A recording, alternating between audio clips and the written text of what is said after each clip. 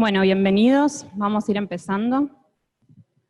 Este es otro de los tracks del sistema de soporte a la toma de decisiones. Mi nombre es Luciana Rubín, yo soy médica especialista en informática en salud y trabajo en el Departamento de Informática en Salud del Hospital Italiano.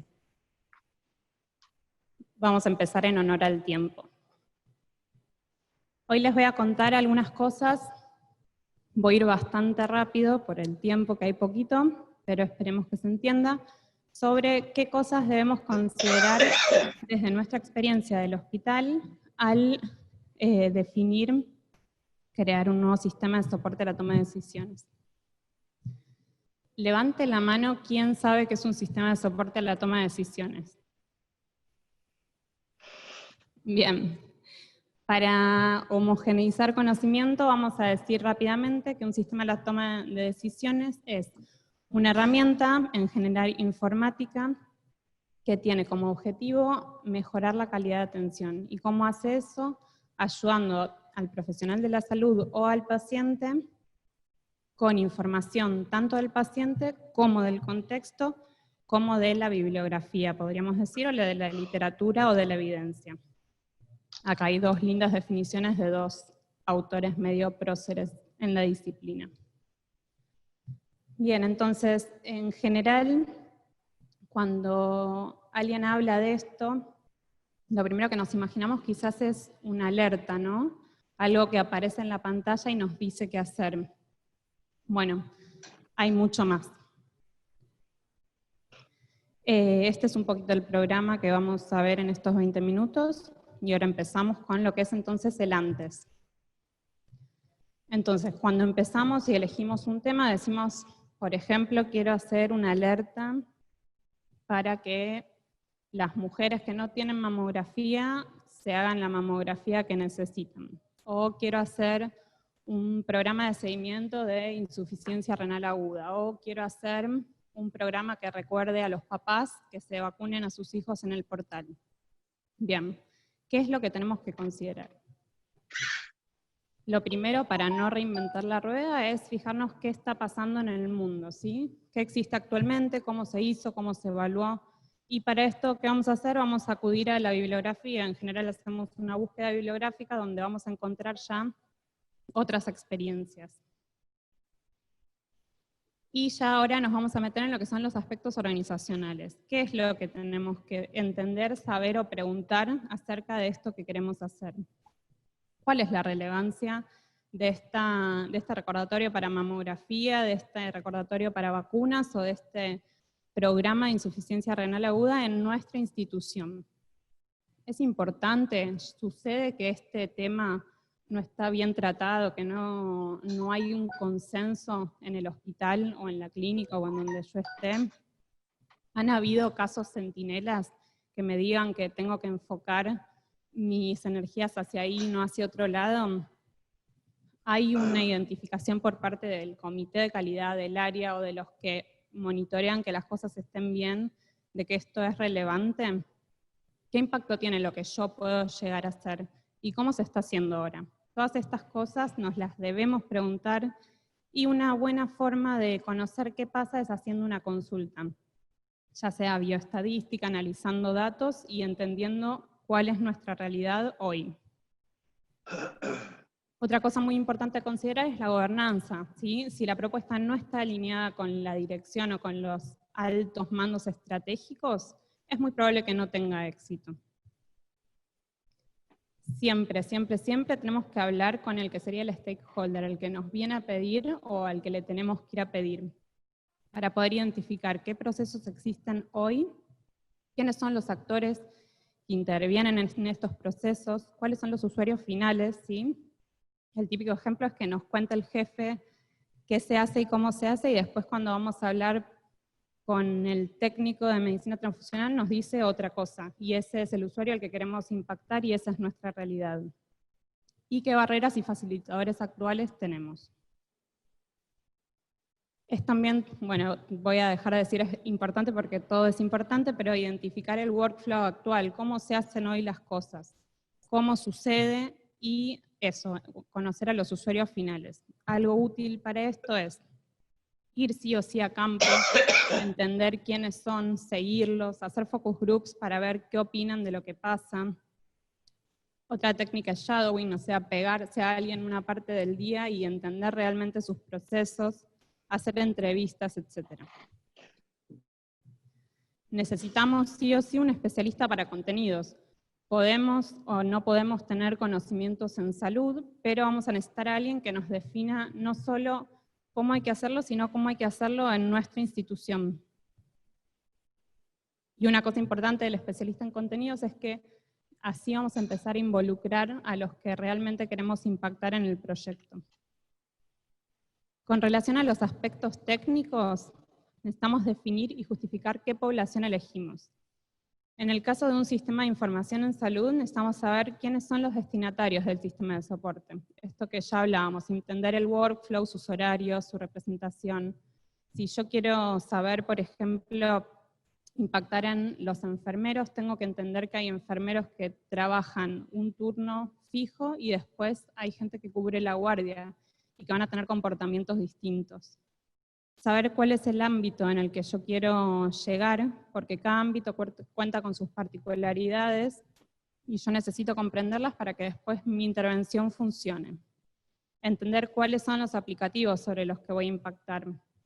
Si yo quiero hacer una herramienta para detectar pacientes que tengan un dolor abdominal en la guardia y mi aplicativo no es la historia electrónica, sino el aplicativo de triage, si yo no lo enfoco por ese lado, es probable que falle.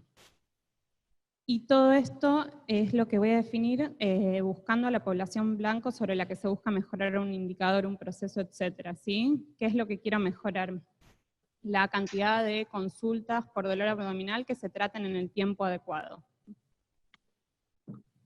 Criterios de inclusión, ¿a quiénes voy a incluir y a quiénes no voy a incluir? Voy a decir, bueno, son solo los adultos, son los pediátricos. Es muy importante definir exactamente quién es mi población.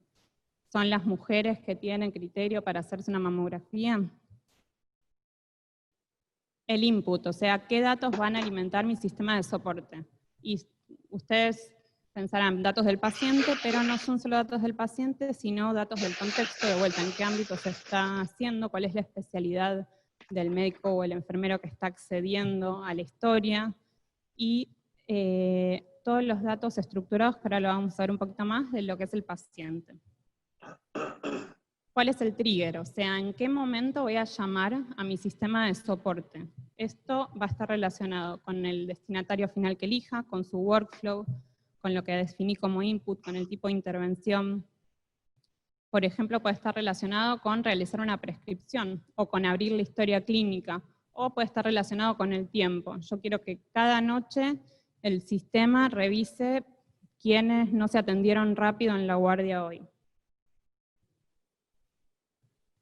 Base de conocimiento. Es de acá que va a salir la información relacionada con las prácticas, los fármacos, las consultas, las mediciones de laboratorio. Tengo que ver cómo voy a acceder a esta base, dónde está esta base, si tiene información confiable y si esta información está actualizada. Después vamos a armar la regla, ¿sí? Que va a integrar el input con la información de la base y va a dar un producto de salida conocido como output. Voy a contemplar acá también cuáles son las posibles opciones de acción que puede realizar el usuario y qué puede hacer en cada caso. Por ejemplo, puede cerrar la ventanita que yo le muestre y listo, o tiene que dar una justificación, puede hacer algo adentro de eso, tiene que cargar algún dato. Algo también relevante es qué se excluye, qué casos no deberían ser incluidos en el sistema de soporte. Volviendo al ejemplo de la mamografía, no sería muy adecuado que yo le recomiende al médico pedirle una mamografía a una paciente que le fueron sacadas sus 2 mamas. Finalmente llegamos a lo que es el producto de salida, que puede ser una cantidad de cosas muy grandes y puede venir con distintas acciones, como una notificación, guardar un log, ofrecer un listado, mostrar una guía de práctica clínica o solicitar simplemente una confirmación. Esto, si bien es lo que pensamos que es lo primero que imaginamos en nuestra mente, es lo último que vamos a definir porque es como un resumen y un producto de todo lo que estuvimos viendo antes. Muy importante entonces, ¿qué datos tenemos recuperables en nuestra historia o en nuestro sistema de información? Yo puedo tener una evolución en texto libre que me diga todas las características del paciente que yo necesito para alimentar mis reglas, pero si eso no lo puedo recuperar, va a ser información con la que no cuento. Un paper muy importante habla de los 10 mandamientos para un sistema de soporte efectivo. Y algo que dice es que a los médicos les cuesta cambiar su curso de acción. Y dice también que cambiar una dirección es más fácil que detenerla. Entonces, siempre que se pueda, en vez de decirle, tenés que hacer esto, y que para hacer eso el usuario tenga que cerrar su ventanita, ir a otro módulo, pedir lo que le estoy diciendo y volver a lo que estaba haciendo, es mucho más fácil ponerles acción integrada con la herramienta. Usabilidad. Algo que no tenga diseño centrado en el usuario va a fallar, sí o sí. Y algo que tenga diseño centrado en el usuario, tenemos muchas más chances de que sea un éxito. Para esto tenemos muchas herramientas. Think Aloud, testeo de usabilidad, card sorting, talleres participativos, size tracking. Llegando a el testeo, ya tenemos definidos nuestros inputs, nuestras reglas, nuestra base de conocimiento, ya sabemos el workflow. ¿Qué tenemos que hacer una vez que nuestros compañeros, los desarrolladores, crearon esta herramienta? Testearla. ¿Cómo hacemos esto? Definimos los casos de uso, o sea, cada cosa que puede suceder en los caminos de acciones que tiene este sistema de soporte. Hay que representar todas las posibilidades. Escribir esto es ínfimamente valioso porque nos va a minimizar las cosas inesperadas y nos va a permitir testear en forma ordenada nosotros o cualquier compañero nuestro que incluso no conozca el proyecto. Algunas definiciones que también debemos pensar antes es qué vamos a registrar, qué vamos a loguear. Por ejemplo, la ventanita. Apretó confirmar, apretó cancelar, la cerró sin decir nada, abrió y cerró varias veces, en qué fecha, en qué hora, cuál era la especialidad de quién lo hizo. Todas estas cosas, si no las definimos, no las vamos a poder obtener después. Y con todas estas cosas vamos a poder construir nuestros indicadores. Los indicadores de resultado, o sea, qué outcomes esperamos que mejore el paciente. Pueden ser días de estadía, mortalidad, o simplemente que tenga pedido un estudio. Ahí ya nos vamos a los outcomes de proceso. O también de uso de la herramienta, es decir, la abren 500 personas y piden lo que yo les indico, 400. O no lo pide nadie, y ahí ver qué pasa. Hacer un protocolo de evaluación. Quizás nos cuesta un poco, pero si no lo hacemos, es muy posible que no nos planteemos después cómo va a funcionar este proyecto. Pensar en una estrategia de capacitación. O sea, si hay algo que se necesita un poquito más que la usabilidad y que la intuición para usarlo, tenemos que asegurarnos de que los destinatarios de este sistema de soporte sepan usarlo. Para esto hay que hacerlo de forma presencial, en lo posible, y es ideal crear material para que puedan volver ese material una vez que nosotros ya no estemos ahí. Difundir siempre es importante. Si no contamos que existe algo nuevo, esto va a tener menos repercusión. Hay que definir qué canales de comunicación, a qué usuarios, en qué pieza de información, y siempre hay que dar un canal de feedback para poder enterarnos de qué opinan. Y es ideal que se haga con quienes colaboraron en el proyecto desde las otras partes, desde la parte del especialista, de los stakeholders, para que se sienta el compromiso de esto y que no parezca que es solo algo de los de sistemas. Bien, llegando al día de la implementación. ¿Qué cosas ya tenemos que tener hechas? Los testeos, la capacitación, la difusión, y tenemos que estar ahí para asegurarnos de que todo funcione como debería y detectar rápidamente si algo está fallando. Algo que recomendamos no hacer es implementar un viernes, porque podemos arruinarnos el fin de semana. Bien, ya tenemos todo listo. ¿Qué hacemos ahora? Si nos acordamos de hacer todas estas cosas, vamos a poder hacer monitoreo y mejoras. Entonces, a través de los datos que pedimos que se logueen, vamos a poder ver qué está pasando con nuestros indicadores. Y vamos a poder contar con distintas herramientas para hacer esto. Dashboards que nos indiquen comportamientos, reportes que quizás nos digan en más detalle quién está haciendo qué y sobre qué paciente. Y también, por supuesto, entrevistas con usuarios que nos puedan decir realmente qué piensan, qué cosas quisieran mejorar, qué cosas no entienden tan bien. Y por último, para finalizar, siempre es más que aconsejable evaluar nuestro proyecto. Acá tomé de este hombre, Andrew King, 4 esferas de evaluación, en donde tenemos la esfera que es la del rendimiento del sistema, ¿sí? Qué tan exacto fue, qué precisión, qué sensibilidad, qué especificidad, qué impacto tiene este sistema en los resultados que queríamos cambiar, cuál es la aceptación del usuario con distintas escalas de usabilidad, y cuál es la adopción del usuario, ¿sí? Quizás todos nos dicen que está muy lindo, pero nadie lo usa, y eso tampoco es bueno. Y acá hay un paper que habla de cómo evaluar guías de práctica clínica, pero que también me pareció muy interesante traerlo para que lo vieran, que también habla de 4 dominios de evaluación: el contexto, el contenido, la efectividad del sistema y la efectividad de la implementación. Y plantea la evaluación a través de estas preguntas, que son un montón. Yo acá resumí lo que me pareció más puntual, pero que si lo ven, tiene mucho de lo que ya nos estuvimos preguntando. ¿Están los objetivos de calidad planificados? ¿La calidad de los datos del paciente es suficiente? ¿Los interesados y los usuarios aceptan el sistema de soporte? ¿Hay una integración con la carga, los flujos de trabajo y los sistemas existentes? Con respecto al contenido, nos habla de si está basado en la evidencia, si es relevante y preciso, si llama a la acción y si la cantidad de sistemas de soporte es manejable. Con respecto al sistema, nos pregunta si es fácil de usar, si está dedicado a la persona adecuada y en el momento adecuado.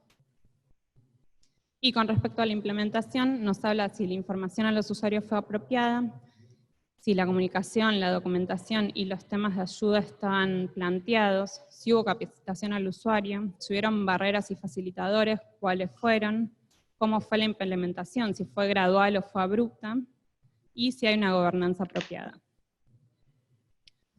2 cositas más a tener en cuenta. Una es que siempre debemos contemplar las consecuencias no deseadas. Todo cambio va a generar nuevos procesos, nuevas acciones, nuevas formas de interactuar entre las personas y con el sistema de soporte. Y en general hablamos de consecuencias no deseadas relacionadas con el contenido o con la presentación. Estas consecuencias no siempre son negativas, pero tenemos que estar enterados de esto. Y por último, otra cosa a tener en cuenta es la fatiga de alertas. Podemos tener muchas buenas ideas, pero si no se las decimos a los que específicamente les importan, vamos a lograr saturar a todo el mundo con un montón de cartelitos y ventanitas que van a terminar cerrando sin leer. Muchas gracias.